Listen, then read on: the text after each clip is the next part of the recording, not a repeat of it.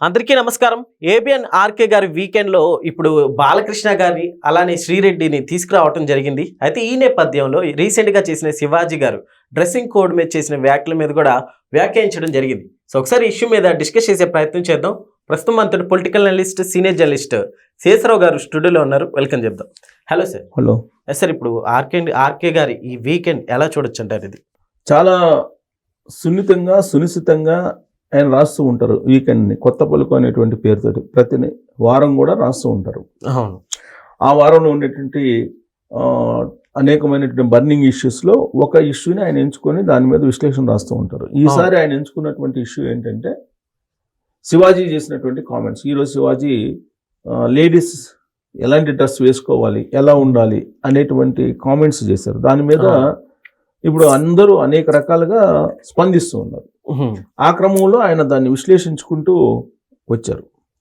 ఆ విశ్లేషణలో బాలయ్య గారిని కూడా లాగారు, అలాగే శ్రీరెడ్డి గారిని కూడా లాగారు. ఎందుకంటే మోరల్ పోలీసింగ్ అనే కోణం నుంచి చూడొద్దు మీరు ఆ ఇష్యూని. మోరల్ పోలీసింగ్ అంటే మీ భావాలకు అనుగుణంగా కాదు, మా భావాలకు అనుగుణంగా మీరు డ్రెస్ వేసుకోండి అనేటువంటి కోణంలో కాకుండా, మీరు స్వేచ్ఛ ఉంది కానీ ఆ స్వేచ్ఛ ఎంతవరకు హద్దు మీరకూడదు అనేటువంటి కాన్సెప్ట్లో ఆయన రాసుకొస్తూ బాలయ్య గారి పేరుని కూడా తీసుకొచ్చారు. బాలయ్య గారి పేరుని తీసుకొచ్చి అసలు ఎందుకు బాలయ్య ఫ్యాన్స్ని కొడతాడు, బాలయ్య ఫ్యాన్స్ని కొడతాడు అనేది ఒక ఉంది కదా. అవును సార్. అనే అంశాన్ని ప్రస్తావించారు. అది మరి అప్రస్తుతం అయినప్పటికీ ప్రస్తుతించారా లేకపోతే ఏంటి అనేది నాకు అర్థం కాల.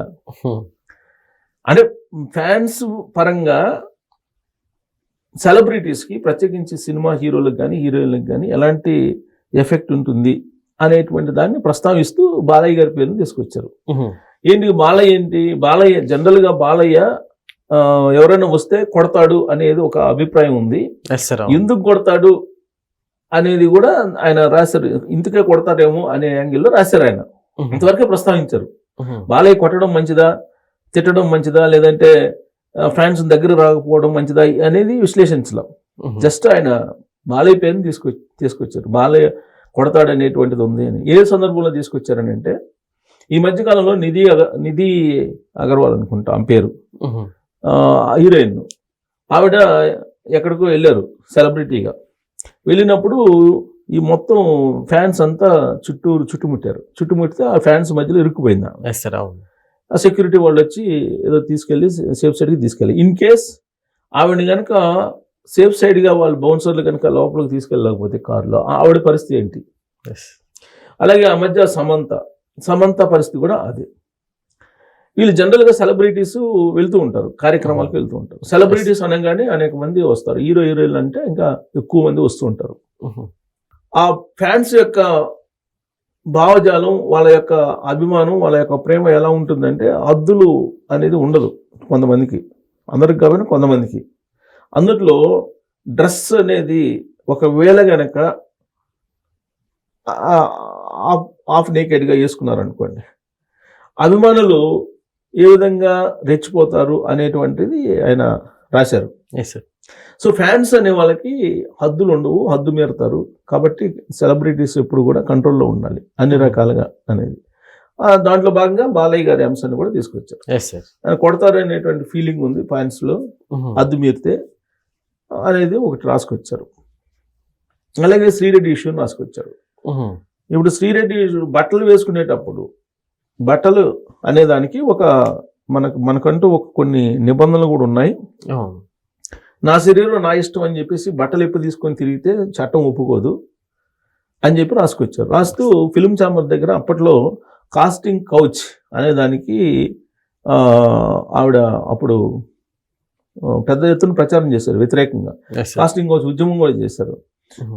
ఆవిడ ఒక సందర్భంగా నిరసన వ్యక్తం చేస్తూ నాకు న్యాయం చేయాలని చెప్పేసి నిరసన వ్యక్తం చేస్తూ ఎవరో ఆవిడని ప్రేమించి మోసం చేశాడనేటువంటి ఉద్దేశంతో ఆవిడ అక్కడికి పోయి నగ్నంగా బట్టలు వెప్పదీసి నిరసన వ్యక్తం చేయాలని ప్రయత్నం చేశారు. ఆవిడ చేసినప్పుడు పోలీసులు వచ్చి ఆవిడని అరెస్ట్ చేశారు, ఆయన అదుపులోకి తీసుకున్నారు.